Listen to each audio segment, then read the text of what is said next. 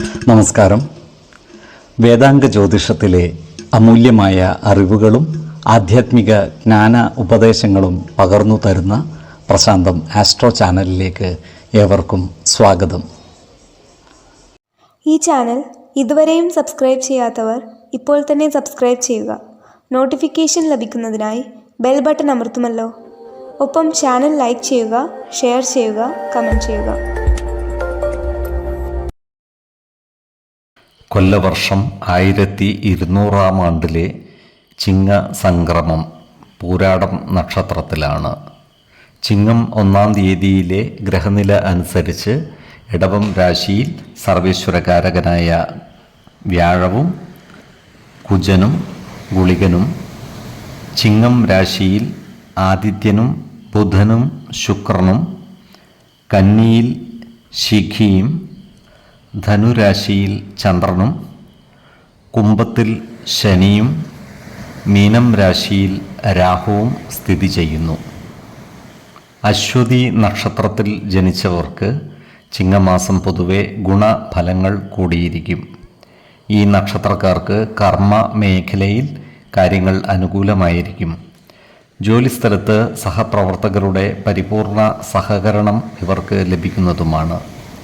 ഇവർ ഏർപ്പെടുന്ന എല്ലാ മേഖലകളിലും പ്രവർത്തന മികവ് കാണിക്കുവാൻ ഇവർക്ക് സാധിക്കുന്നതുമാണ്.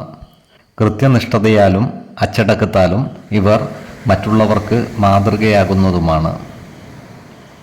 വ്യാപാരികളായിട്ടുള്ള ഈ നക്ഷത്രക്കാർക്ക് കാര്യങ്ങൾ അനുകൂലമായിരിക്കും. യന്ത്ര സാമഗ്രികളുടെ വിൽപ്പനയുമായി ബന്ധപ്പെട്ട് പ്രവർത്തിക്കുന്നവർക്ക് സാമ്പത്തിക നേട്ടം കൈവരിക്കുവാൻ സാധിക്കുന്നതുമാണ്. ഈ നക്ഷത്രക്കാർക്ക് സന്താനങ്ങളുടെ കാര്യത്തിൽ ചില്ലറ മനപ്രയാസങ്ങൾ വന്നു ചേരുവാനുള്ള സാധ്യതകളും കാണുന്നുണ്ട്. അതിനാൽ മക്കളുടെ പഠനം, വിവാഹം തുടങ്ങിയ കാര്യങ്ങളിൽ ഒരു പ്രത്യേക ശ്രദ്ധ പുലർത്തി മുന്നോട്ട് നീങ്ങുന്നത് ഗുണകരമായിരിക്കും. ഇവർക്ക് ജോലിയുമായി ബന്ധപ്പെട്ട് ദൂരയാത്രകൾ ആവശ്യമായി വന്നേക്കുവാൻ ഇടയുണ്ട്. അതുപോലെ ചില യാത്രകൾ ഇവർക്ക് മാറ്റിവെക്കേണ്ടതായി വന്നേക്കുവാനും ഇടയുണ്ട്. ആരോഗ്യകാര്യങ്ങളിൽ ഈ നക്ഷത്രക്കാർ ഒരു പ്രത്യേക ശ്രദ്ധ പുലർത്തേണ്ടതാണ്. പ്രത്യേകിച്ചും ജീവിതശൈലി രോഗങ്ങളായ പ്രമേഹവും രക്തസമ്മർദ്ദവുമുള്ളവർ കൃത്യമായ വൈദ്യ പരിശോധനകൾ നടത്തേണ്ടതും ഡോക്ടറുടെ നിർദ്ദേശമനുസരിച്ചുള്ള മരുന്നുകൾ മുടങ്ങാതെ കഴിക്കേണ്ടതുമാണ്. 4, 12, 24 തീയതികൾ അനുകൂലമാണ്.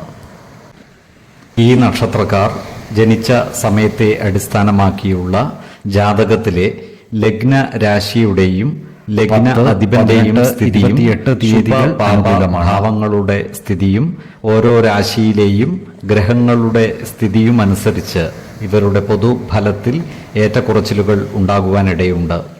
കുടുംബ ദേവതകളെയും ഇഷ്ടദേവതകളെയും ഉപാസിക്കുന്നത് ഇവർക്ക് ആയുരാരോഗ്യ സൗഖ്യമേകും.